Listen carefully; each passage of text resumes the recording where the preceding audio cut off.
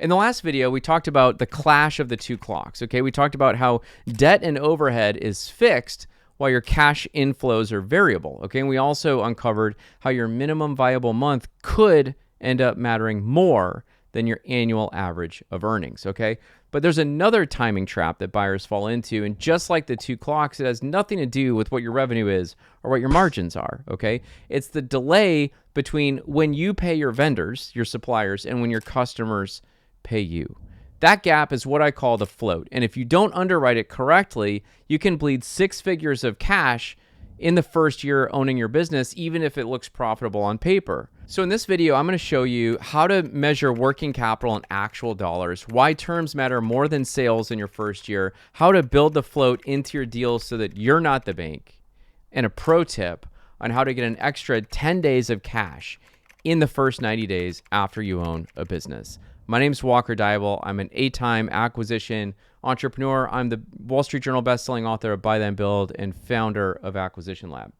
So listen, over the past 15 years, I've acquired 8 companies outright, invested in 24 more, and I've helped hundreds of acquisition entrepreneurs buy businesses, okay? And one of the biggest mistakes I see buyers make is ignoring the float, okay? The gap between when you pay your bills and when your customers pay you.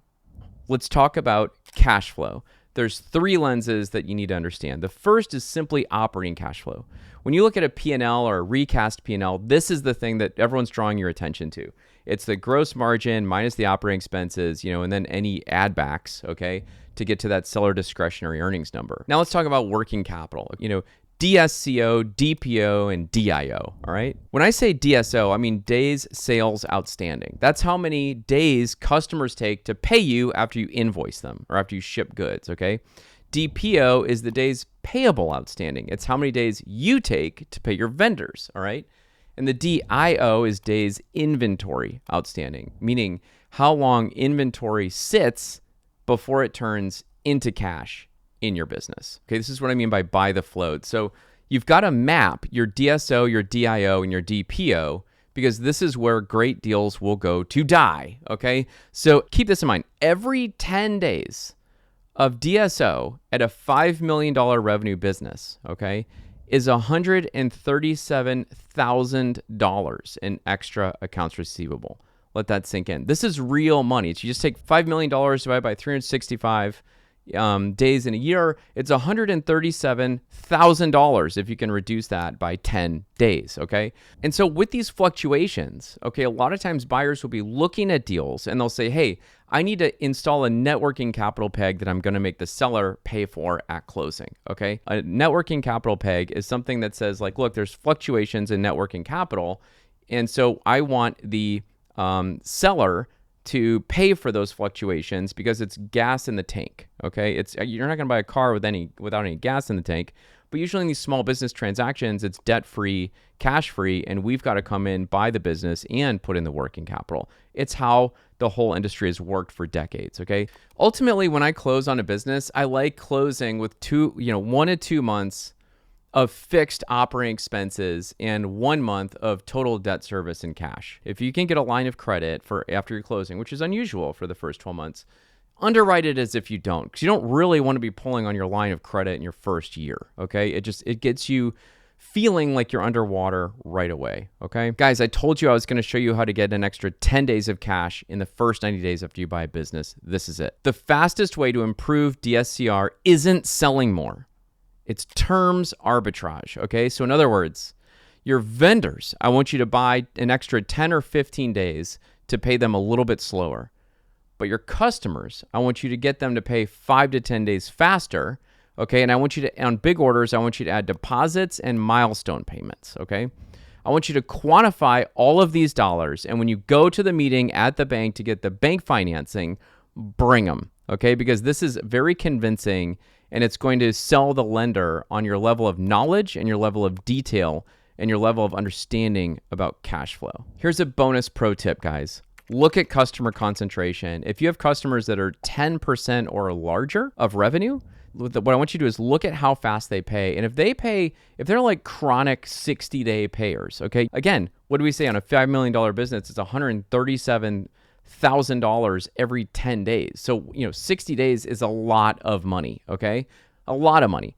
What I want you to do is if they are chronically 60-day late payments, I want you to discount the earnings on those businesses by 5 to 10% when you go to value the company, because you have so much cash tied up, okay, in that net working capital, which means that you will have to be the bridge lender as the business owner until that money comes back, okay? So here's the lesson from today, okay? Sales won't kill you, terms will, okay? If your customers take 60 days to pay, but your vendors demand cash in 30, you're effectively loaning the business 6 figures of working capital. That's why you can't just underwrite profit. You need to underwrite the float. Now, even if you solve for the 2 clocks, even if you solve for the float, there's another hidden trap that buyers run into. It's the hidden stresses that show up after closing, okay?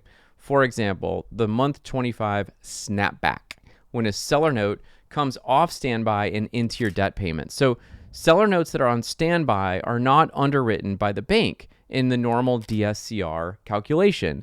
So if you don't grow your business, if you don't grow your revenue and margins in that 25 months, in that first 24 months, in month 25, if revenue is the same, if earnings are the same, and that new debt comes in, you've just lowered your DSCR. Or maybe it's the seasonality that looks fine on the spreadsheet, but leaves you sweating payroll in the slow months, right? That's what we're going to talk about in the next video, stress testing your cash flow, so you know how the deal holds up when you're in the trenches. Listen, if you want to learn how to underwrite that gap the right way, if you want to learn how to structure deals that actually survive closing, it's exactly what we teach at Acquisition Lab, okay? Our members have closed over $500 million in small business acquisitions. It's the leading community of serious buyers with world-class education, vetted community, tools, advisory calls almost every single day, okay? Apply at acquisitionlab.com. Check it out and make sure you're not the bank for your new business. Make sure your business is the bank for you and your family. See you on the inside.